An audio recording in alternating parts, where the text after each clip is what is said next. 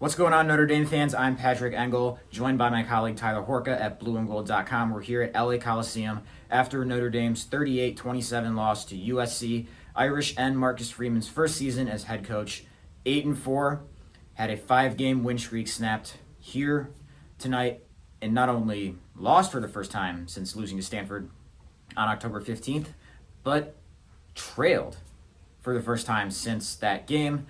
And Tyler, you and I think it would be high scoring, at least going off of our predictions, but the way that it kind of got to that point, not really how we would have foreseen this one going. Big reason why that deficit was there for Notre Dame and found itself trailing at halftime and ultimately needing to play catch up. A matchup that you thought would be pretty good for Notre Dame to run the ball against a USC defense that had not played their run very well. Irish really didn't do much on the ground in the first half. And it was USC that had the running back that went over 25 carries and over 150 yards in Austin Jones. Audric Estime, Logan Diggs either didn't get going until the second half, didn't get going at all. And, of course, Caleb Williams putting himself in probably even a better spot to win the Heisman Trophy here in a couple of weeks. So between Caleb Williams doing what he does, that run game that Notre Dame has leaned on not really being there for the first time in a while, and just a couple of big key moments where USC was, simply made a play where sometimes Notre Dame couldn't. You think of that, that 4th and 1 stop and that fumble. Mm-hmm. I think that's really what this one came down to. Tyler, what say you? Yeah, this one felt off for me for Notre Dame from the very beginning. You win the toss, which is something that has been elusive for Notre Dame this season. Not that that has much bearing on the game, but you put Caleb Williams on the field first, and that is Notre Dame, Marcus Freeman trusting the defense to say, hey, go get us one stop, then maybe we can take the lead and do what we've done the entirety of this 5-game winning streak, like you said, which is play with a lead and play ahead. And I think that's Notre Dame's bread and butter. It's more comfortable running the football when it's playing from ahead. But USC, Caleb Williams, they went right down the field and made it look easy. Turned out that was going to be a theme of the night. I mean, if you look at those drive charts for Notre Dame, it was not very good defensively. I think at one point, USC had 4 drives of 74 or more yards, pretty much all of those ending in touchdowns because Caleb Williams has a knack for getting into the end zone or getting his teammates into the end zone. But when it was 7-0, you don't panic if you're Notre Dame, but all of a sudden you say, oh no, can we play this game with the style that we've won 5 games in a row with? And the answer was no.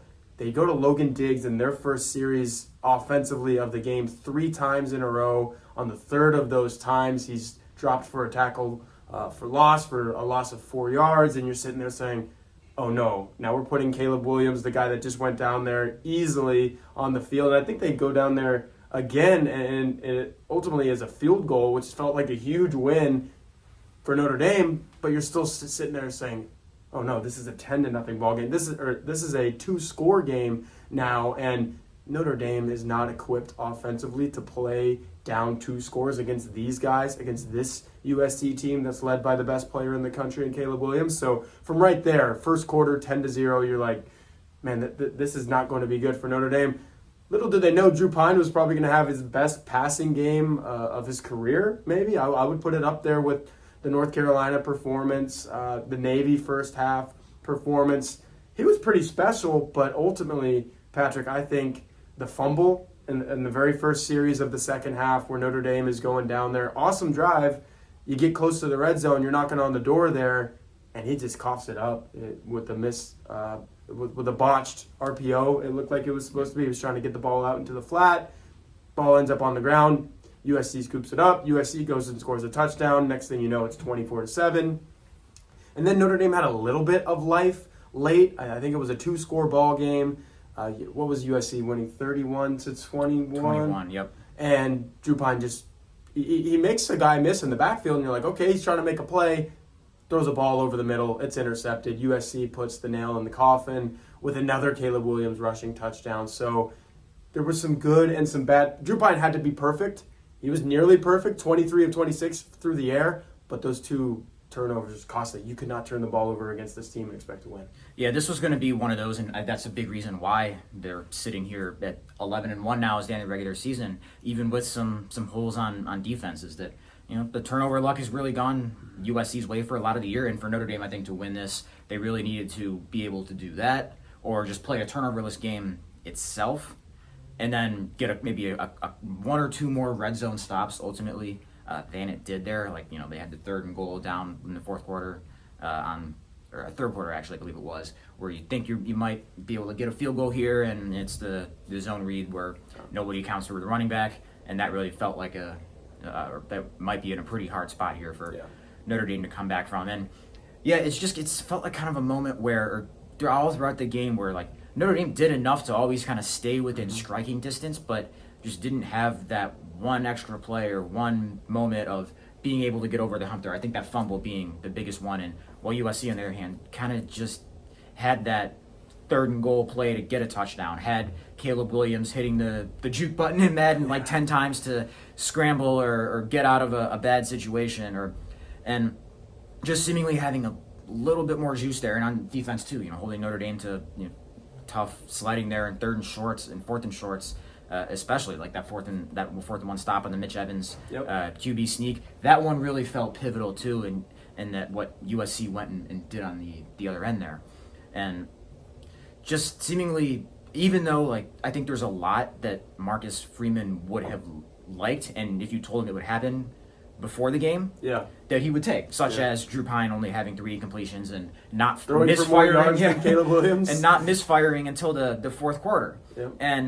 But I think the one that was really the killer for him was the first half rushing total really not being where you wanted. It was just over 3 yards per non-sack carry, and then the time of possession. We know every Notre Dame, when they win time possession, 7-0 coming into this game, 1-3 when they don't. And USC ends the first half with a little over 5-minute edge there in time of possession. And it just kind of felt like it might be one of those nights where USC would have just enough or have that one play to keep Notre Dame at arm's length on, I believe it was the second drive. 2 plays in a row where you think they might have gotten the turnover with one, J.D. Bertrand has a free run at Caleb Williams and kind of leads him into throwing a duck. And Notre Dame has 2 defenders in the area, but just can't quite pull the throw down for a pick or get in the right spot there. And then what was initially ruled a forced fumble by Isaiah Foskey on Jordan Addison ends up getting overturned when he recovered it. Just kind of feeling like you needed one of those to go Notre Dame's way if they wanted to be able to really go blow for blow with them for 60 minutes and have one more punch than USC did. And ultimately we just kind of saw examples of all night of just not quite being able to kind of turn that tide and that momentum. The Foskey play felt huge when it happened because sitting up here in the press box, it looked like it was going to be Notre Dame ball, and you're like, okay, if you get a couple of those, that's how you compete in a game like this against a quarterback like that. Ultimately didn't get it, and I know they only settled for the field goal on that drive, but again, that was a score that put USC ahead by 2 scores, and it was just pretty much a 2-3 score game throughout the game, and Notre Dame was not equipped to play in a game like that.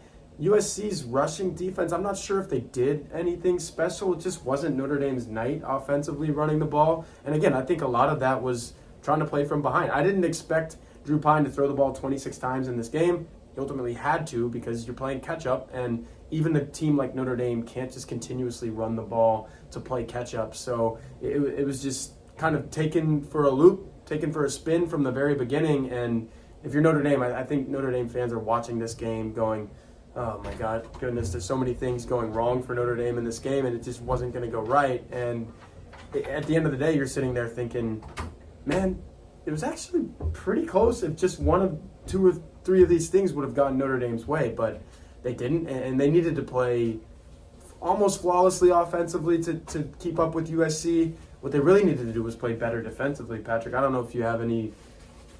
I mean, all of these drives that USC had, every time they touched the ball, you were thinking USC's going to score on this drive and they're going to extend this lead.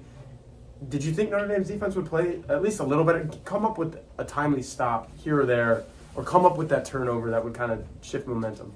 I did, and I think it's worth noting in at least how much it hurts to play a passing team as explosive as USC can be without Cam Hart.